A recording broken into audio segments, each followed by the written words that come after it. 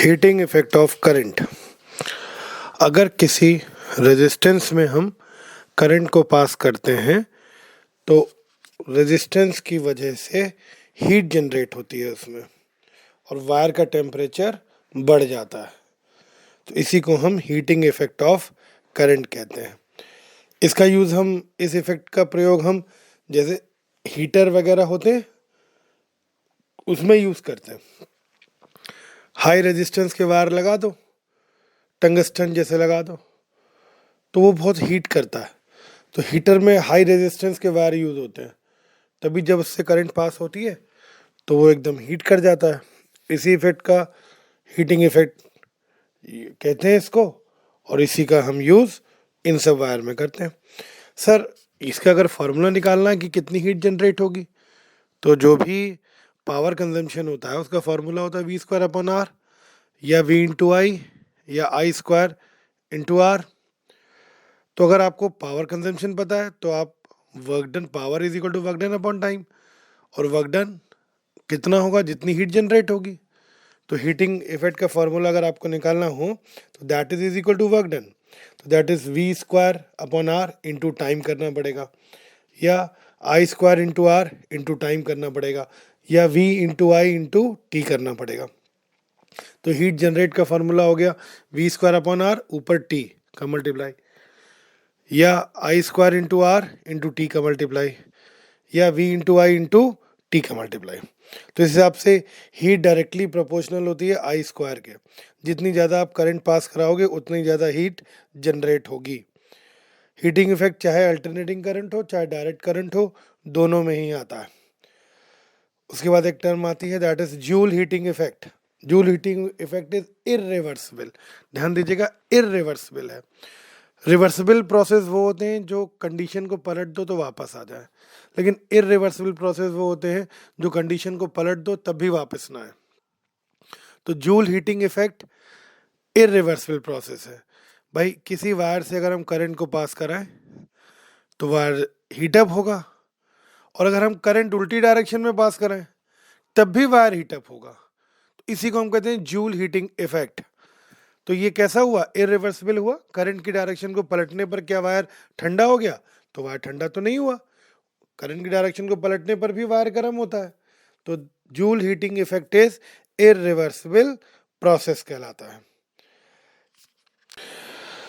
उसके बाद किसी भी इंस्ट्रूमेंट को अगर हम सीरीज में लगा दें तो power consumption 1/P is equal to 1/P1 ऐसे, और उसी को अगर हम पैरेलल में लगा दें तो power consumption P1 + P2 + P3 ऐसे हो जाता है। यानी कि अगर रेजिस्टेंस, इक्वल रेजिस्टेंस सीरीज में लगे हों N, और फिर उनको हटा के हम पैरेलल में लगा दें, तो जो पावर कंजम्पशन होता है, power consumption in parallel is equal to N² times power consumption in series. अगर जैसे 3 इक्वल रेजिस्टेंस है तो उनको अगर हम सीरीज में लगाएंगे तो जो पावर कंजम्पशन होती है, फिर उन्हीं को हटा के हम पैरेलल में लगा दें तो जो पावर कंजम्पशन होती है, तो पैरेलल में ज़्यादा पावर कंजम्पशन होगा और n की जगह 3 हो जाएगा। तो कितना हो जाएगा, P power consumption in parallel is equal to N² into power consumption in series. तो n की जगह 3 रखेंगे तो 9 टाइम्स पावर कंज्यूम होगी, 9 गुना ज़्यादा पावर कंज्यूम होगी। उसके बाद कुछ टर्म्स और हैं। किसी भी इंस्ट्रूमेंट को आप देखेंगे उसके ऊपर उसका एक वोल्टेज लिखा होता है। जैसे जनरल इंडिया में 220 वोल्ट लिखा होता है, तो इंस्ट्रूमेंट 220 वोल्ट के लिए बना है। अगर 220 वोल्ट का वोल्टेज आ जाएगा तो वो इंस्ट्रूमेंट प्रॉपर काम करेगा। अब आपके पास एक बल्ब है, उस पर लिखा है 100 वाट, 100 वाट, 220 वोल्ट। तो अगर 220 वोल्ट आएगा तो वो 100 वाट की रोशनी आपको, ब्राइटनेस आपको देगा। लेकिन कई बार होता है कि वोल्टेज कम आता है अपने घरों में, तो बल्ब डिम जलते हैं, धीरे धीरे जलते हैं, वो उतनी पावर कंज्यूम नहीं करते हैं, उतनी रोशनी नहीं देते हैं। तो जो पावर कंजम्पशन कुछ कम हो जाता है। तो कितना हो जाता है, तो इसके लिए कैसे करेंगे। अगर ओरिजिनल पावर है W बल्ब की, ओरिजिनल पावर है W, जैसे 100 वाट का बल्ब है तो W है 100 वाट, और उसका वोल्टेज है स्पेसिफाई वोल्टेज, जिसके लिए वो बना है उसको हम कहते हैं स्पेसिफाई वोल्टेज, उसको VS से रिप्रेजेंट करते हैं। और पूछा जाए पावर कंजम्पशन कितना होगा, तो फॉर्मूला होता है power consumption is equal to V applied upon V specify का whole square, V applied upon V specify का whole square into original wattage of bulb W। तो P is equal to V applied upon V specify का whole square into W होता है, that is power consumption. कई बार हम लोग देखते हैं कि बल्ब को जैसे ही हम ऑन करते हैं बल्ब फ्यूज हो जाता है। उसकी भी वजह सुनिएगा, ऑन करते ही इंस्ट्रूमेंट खराब हो जाता है। क्यों ऐसा होता है? क्योंकि पावर कंजम्पशन का formula V square upon R, तो वी तो कांस्टेंट रहता है, 220 वोल्ट हमने दिया, लेकिन जैसे ही हम इंस्ट्रूमेंट ऑन करते हैं उस समय पर रेजिस्टेंस होता है कम। क्योंकि बाद में क्या होता है, अगर इंस्ट्रूमेंट जब काम करने लगता है तो टेम्परेचर बढ़ता है, और टेम्परेचर बढ़ने की वजह से इंस्ट्रूमेंट का रेजिस्टेंस भी बढ़ जाता है। तो ध्यान देने वाली बात है, power is equal to V square upon R. तो शुरुआत में रेजिस्टेंस कम है, और रेजिस्टेंस कम होने की वजह से पावर कंजम्पशन शुरुआत में एकदम से ज़्यादा हो जाता है। क्योंकि रेजिस्टेंस कम है, P is equal to V square upon R है, तो शुरुआत में रेजिस्टेंस कम होने की वजह से पावर एकदम से ज़्यादा कंज्यूम हो जाती है, जिसकी वजह से इंस्ट्रूमेंट कई बार स्विच ऑन करो वैसे ही फ्यूज हो जाते हैं, बल्ब खराब हो जाता है। तो इसकी वजह ये होती है। जैसे जैसे अगर मान लीजिए एक बार वो शुरू हो गया तो रेजिस्टेंस बढ़ जाता है, क्योंकि करंट पास होगी तो रेजिस्टेंस का टेम्परेचर बढ़ जाएगा, तो पावर कंजम्पशन शुरुआत से थोड़ा सा कम हो जाता है। तो अगर शुरुआत में बल्ब कई बार फ्यूज इसीलिए होते हैं, पावर कंजम्पशन उसमें एक लिमिट से ज़्यादा हो जाता है रेजिस्टेंस कम होने की वजह से। दूसरा एक चीज़ होती है, किसी बल्ब को आप बहुत दिनों तक यूज़ करते रहें तो आप देखेंगे धीरे धीरे उसकी रोशनी कम हो जाती है। उसकी वजह क्या होती है? उसकी वजह ये होती है कि जो बल्ब के अंदर वायर होते हैं, या रॉड में भी, किसी में भी अंदर टंगस्टन का वायर होता है, वो धीरे धीरे टाइम के टाइम मेल्ट करता जाता है, पतला होता चला जाता है। आप देखोगे बल्ब के ऊपर, पुराने बल्ब होते हैं उनमें एक ब्लैक ब्लैक करके काले रंग का जम जाता है, ये वही वही वही चीज़ है। वो वायर मेटल इवेपोरेट होके ग्लास में जम जाता है, तो जिसकी वजह से वायर पतला हो जाता है। और जब वायर पतला हो जाएगा, उसकी रेडियस कम हो जाएगी, तो power consumption V square upon R, और आर आप जानते हो rho L by A, rho L by A. और एरिया या रेडियस अगर कम हो गई तो रेजिस्टेंस बढ़ जाएगा, और अगर रेजिस्टेंस बढ़ जाएगा, फिर से सुनिएगा, power is equal to V square upon R, R inversely में है। और अगर रेजिस्टेंस की बात करें तो resistance is equal to rho L by A. तो अगर मैं रेजिस्टेंस की जगह रो एल बाई ए रख दूंगा तो ए ऊपर चला जाएगा, तो power consumption directly proportional area आ जाएगा। आप अगर कॉपी पेन पर लेके करिएगा तो यही आएगा, power consumption directly proportional area आ जाएगा। और एरिया हो जाएगा कम, क्योंकि वायर पतला हो रहा है ना, तो पावर कंजम्पशन भी हो जाएगा कम, यानी कि बल्ब की ब्राइटनेस हो जाएगी कम। तो इसी वजह से पुराने बल्ब जो होते हैं उनकी रोशनी कम हो जाती है। अब देखिए, बल्ब या कोई भी इंस्ट्रूमेंट अगर सीरीज में लगे होते हैं तो कौन सा इंस्ट्रूमेंट सबसे ज़्यादा रोशनी देता है, किसके अक्रॉस वोल्टेज ज़्यादा आता है या कम आता है, इसके लिए याद रखिएगा सीरीज में PVR होता है। सीरीज में PVR आप पिक्चर सीरीज में देख सकते हो, कई बार लगातार आप पिक्चरें देखते हो, मैंने तो जैसे देखी है लगातार 3 पिक्चरें देखी मैंने, तो सीरीज में 3 पिक्चरें PVR टॉकीज में देखी थी। तो सीरीज में PVR, P directly proportional V directly proportional R, और इन्वर्सली प्रोपोर्शनल वॉटेज होता है। कहने का मतलब ये हुआ कि अगर सीरीज में रेजिस्टेंस लगे हुए हैं तो वो वाला रेजिस्टेंस, वो वाला बल्ब सबसे ज़्यादा तेज जलेगा जिसकी वॉटेज कम होगी।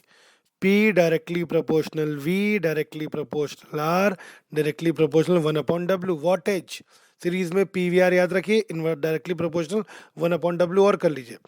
तो जैसे 25 वॉट लगा, 50 वॉट लगा, 100 वॉट लगा, तो सबसे ज़्यादा रोशनी 25 वॉट देगा और सबसे कम रोशनी 100 वॉट देगा, क्योंकि PVR डायरेक्टली प्रोपोर्शनल 1/W। तो जिसका W ज़्यादा उसका पावर कंजम्पशन कम। तो सीरीज में PVR याद रखिएगा। और इसी प्रकार से पैरेलल में PWI, PWI inversely proportional to R। PWD जैसे डिपार्टमेंट होता है वैसे याद कर लीजिए PWI इन्वर्सली प्रोपोर्शनल R। तो पैरेलल में सबसे ज़्यादा रोशनी P डायरेक्टली प्रोपोर्शनल W है ना, W मतलब ओरिजिनल वोल्टेज और P मतलब ब्राइटनेस, पावर कंज्यूम। तो वो बल्ब सबसे ज़्यादा रोशनी देगा जिसका वॉट ज़्यादा है। तो 25 वॉट, 50 वॉट, 100 वॉट लगे हों तो 100 वॉट की रोशनी सबसे ज़्यादा होती है। ऐसा घर में आपने देखा होगा कि पैरेलल कॉम्बिनेशन में ज़्यादा पावर वाला ज़्यादा रोशनी देता है, लेकिन सीरीज कॉम्बिनेशन में ज़्यादा पावर वाला कम रोशनी देता है, उल्टा होता है। सीरीज में PVR इन्वर्सली प्रोपोर्शनल W और पैरेलल में PWI इन्वर्सली प्रोपोर्शनल रेजिस्टेंस। ध्यान रखिएगा। उसके बाद फ्यूज़ वायर की बात करने जा रहे हैं। Fuse wire, fuse and it's action. Fuse wire एक सेफ्टी डिवाइस होती है। ये जनरली लेड और स्टेनलेस से मिलके बनती है। 75% लेड होता है और 25% SN स्टेनलेस होता है। ये वायर का लो मेल्टिंग पॉइंट होता है, लो मेल्टिंग पॉइंट, ये वायर लो मेल्टिंग पॉइंट का और हाई कंडक्टिविटी का होता है। साहब लो मेल्टिंग पॉइंट क्यों लिया जाता है? क्योंकि इसको ये एक सेफ्टी डिवाइस है। इसको हम बाहर, सबसे बाहर लगाते हैं फ्यूज़। कई बार आपने सुना होगा घर में फ्यूज़ उड़ गया, लाइट चली गई, तो बाहर लगाते हैं। तो कई बार होता है कि ज़्यादा शॉर्ट सर्किट हो जाए, करंट मैक्सिमम पास होने लगे, तो ये वायर से करंट एकदम हाई लेवल पे पास होती है, तो ये वायर तुरंत गर्म हो जाता है और गर्म हो जाता है तो ये तुरंत मेल्ट हो जाता है, तो वहीं से कनेक्शन टूट जाता है। इसीलिए इसको फ्यूज़ वायर कहते हैं। क्यों? और मेल्टिंग पॉइंट इसका कम रखा जाता है ताकि ये जल्दी मेल्ट हो जाए और बाकी चीज़ें घर की जो हैं वो बच जाए। फ्यूज़ वायर में जो करंट होती है that is directly proportional R की पावर 3/2। R रेडियस, वायर की रेडियस। हाँ, वायर की रेडियस आप जितनी ज़्यादा बढ़ा दोगे, यानी जितना मोटा वायर कर दोगे, वो उतनी देर में पिघलेगा। कई बार हम घरों में फ्यूज़ पर से परेशान हो जाते हैं और वायर को बहुत मोटा कर देते हैं, तो होता यह है कि फ्यूज़ वायर तो सुरक्षित रहता है, बाकी घर की वायरिंग उड़ जाती है। इस वजह से फ्यूज़ वायर को हमेशा पतला रखिए, मोटा करने से दिक्कत हो जाएगी। तो फ्यूज़ वायर हमेशा पतला रखना चाहिए ताकि वो जल्दी से मेल्ट हो सके, क्योंकि I directly proportional R to the power 3/2, radius की पावर 3/2 होता है। इंपॉर्टेंट फार्मूला है। फ्यूज़ वायर को आप लेंथ में कितना भी बना दो, लेंथ से मतलब नहीं होता, थिकनेस में नहीं बढ़नी चाहिए बस। फ्यूज़ वायर लेंथ से डिपेंड नहीं करता, 1 मीटर ले लो, 2 मीटर ले लो, उससे कोई फ़र्क नहीं पड़ता। बस उसकी थिकनेस मत बढ़ाना, वायर को मोटा मत करना। अब फ्यूज़ वायर कितनी देर में मेल्ट होता है? तो time directly proportional R to the power 4 होता है, कि टाइम जितना ज़्यादा मोटा वायर होगा वो उतनी देर में मेल्ट होगा। तो T directly proportional R to the power 4 and independent of length. Very important point. उसके बाद लॉन्ग डिस्टेंस पावर ट्रांसमिशन। जब देखो भैया पावर बहुत दूर तक, एक शहर से दूसरे शहर तक बिजली को ले जाना होता है, लाइट जाती है, तो उस सिचुएशन में हम लोग हाई वोल्टेज का यूज़ करते हैं, हाई करंट का नहीं, कभी भी नहीं। आप देखोगे high tension line, high tension line यानी कि बहुत ज़्यादा वोल्टेज वाली लाइन, उसमें करीब 2400 वोल्ट चलता है।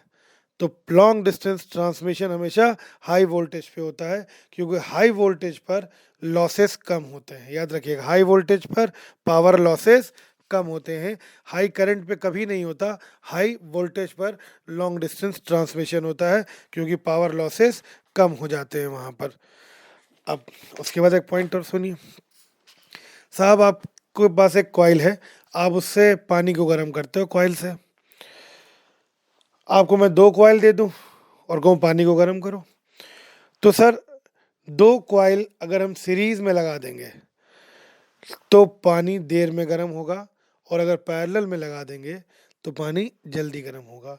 अगर हम फुर्सत में, हमें सर्दियों के मौसम में देर से नहाना है या देर से चाय पीनी है, पानी गर्म करना है, तो सीरीज़ में लगा दो दोनों कॉइल को। तो सीरीज़ में अगर लगाते हैं तो जो टोटल टाइम होता है वो T1 + T2 होता है, और अगर पैरेलल में दोनों को लगा दो तो जल्दी पानी गर्म हो जाएगा। तो टोटल टाइम होता है T1 T2 upon T1 + T2। Series में T1 + T2, और अगर इन्हीं दोनों कॉइल को हम पैरेलल में लगा देंगे तो T1 T2 upon T1 + T2 time consume हो।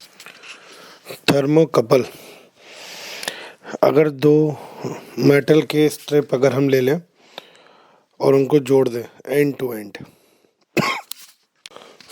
और दोनों ही मेटल डिफरेंट हो, एक कोई भी ले सकते हैं आप, एल्युमिनियम ले लीजिए, आयरन ले लीजिए, दो मेटल की स्ट्रिप एंड टू एंड अगर जोड़ दी जाए, और तो ऐसे सिस्टम को हम थर्मोकपल कहते हैं।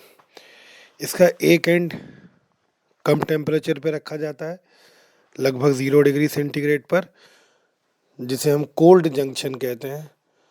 और अगर हम एक एंड का टेम्परेचर ज़्यादा कर दें, बढ़ा दें, तो अपने आप इसमें टेम्परेचर डिफरेंस की वजह से इलेक्ट्रॉन मूव करने लगते हैं, हीट फ्लो होने लगती है। एक्चुअल में हीट फ्लो का मतलब ही इलेक्ट्रॉनों का फ्लो होता है। तो इस कपल में एक करंट डेवलप हो जाती है, जिसको कई बार हम थर्मल करंट भी कहते हैं। क्योंकि ये चार्ज फ्लो होगा, टेम्परेचर डिफरेंस की वजह से हीट फ्लो होगी, हीट का फ्लो इलेक्ट्रॉनों की वजह से होता है, फ्री इलेक्ट्रॉनों की वजह से होता है, तो एक करंट इस्टेब्लिश हो जाती है। इस इफेक्ट को सीबैक इफेक्ट कहा जाता है। ये जो करंट इस्टेब्लिश हो गई टेम्परेचर डिफरेंस की वजह से, this effect is known as Seebeck effect. अब इसमें अगर हम कोल्ड जंक्शन के टेम्परेचर को कांस्टेंट रखें और हॉट जंक्शन जिसका टेम्परेचर ज़्यादा है, हॉट जंक्शन के टेम्परेचर को अगर हम बढ़ाते जाएं, तो इस सिस्टम में करंट की वैल्यू बढ़ती जाती है। जैसे जैसे हम टेम्परेचर बढ़ाते जाते हैं, करंट की वैल्यू बढ़ती जाती है। एक टाइम ऐसा आता है कि इतना टेम्परेचर हम कर दें कि करंट मैक्सिमम हो जाती है। उसके बाद अगर हम टेम्परेचर को और ज़्यादा बढ़ा दें, तो फिर करंट की वैल्यू घटने लगती है, करंट की वैल्यू कम होने लगती है। ये जो मैक्सिमम करंट हो जाती है जिस टेम्परेचर पे, उस टेम्परेचर को हम कहते हैं न्यूट्रल टेम्परेचर। न्यूट्रल टेम्परेचर वो टेम्परेचर होता है जिसमें थर्मोकपल में करंट मैक्सिमम होती है। उसके ऊपर अगर हम टेम्परेचर बढ़ाएंगे तो करंट कम होगी। अब हम फिर से और ज़्यादा टेम्परेचर बढ़ाते जाएं, बढ़ाते जाएं, बढ़ाते जाएं, बढ़ाते जाएं, तो एक टाइम ऐसा आता है कि करंट एकदम ज़ीरो हो जाती है, कम होते होते होते होते ज़ीरो हो जाती है। अगर उसके और ज़्यादा टेम्परेचर हम बढ़ा दें, उसके ऊपर भी हम चले जाएं, तो करंट की डायरेक्शन रिवर्स हो जाती है। पहले अगर करंट क्लॉकवाइज थी, तो अब एंटी क्लॉकवाइज उसमें फ्लो होने लगती है। तो वो टेम्परेचर जिस पे करंट ज़ीरो हो जाती है और उसके बाद टेम्परेचर को बढ़ाने पर करंट रिवर्स डायरेक्शन में फ्लो करने लगती है, उस टेम्परेचर को हम कहते हैं inversion temperature. That is known as inversion temperature. Generally अगर हम कोल्ड जंक्शन के टेम्परेचर को ज़ीरो रखें, 0 डिग्री सेंटीग्रेड, तो इन्वर्जन टेम्परेचर न्यूट्रल टेम्परेचर का डबल होता है। जैसा कि न्यूट्रल टेम्परेचर अगर आया मान लीजिए 500 डिग्री सेंटीग्रेड, तो इन्वर्जन लगभग आएगा 1000 डिग्री सेंटीग्रेड, 1000 डिग्री सेंटीग्रेड। तो वो डबल होता है न्यूट्रल का अप्रॉक्सीमेटली। वैसे एक रिलेशन होता है, 2 times of T neutral is equal to T inversion plus T cold. तो 2 times of T neutral is equal to T inversion plus T cold. तो ये फॉर्मूला याद रखिएगा, इस फॉर्मूले पर बेस्ड क्वेश्चन होता है। ईएमएफ का कई बार इसमें फॉर्मूला देते हैं थर्मोकपल में। तो न्यूट्रल टेम्परेचर निकालने के लिए हमको dE/dt, ईएमएफ को डिफरेंशिएट करना पड़ता है टेम्परेचर के रिस्पेक्ट में, और जिस पॉइंट पर dE/dt ज़ीरो होता है, उस टेम्परेचर को हम न्यूट्रल टेम्परेचर भी कह के निकाल सकते हैं।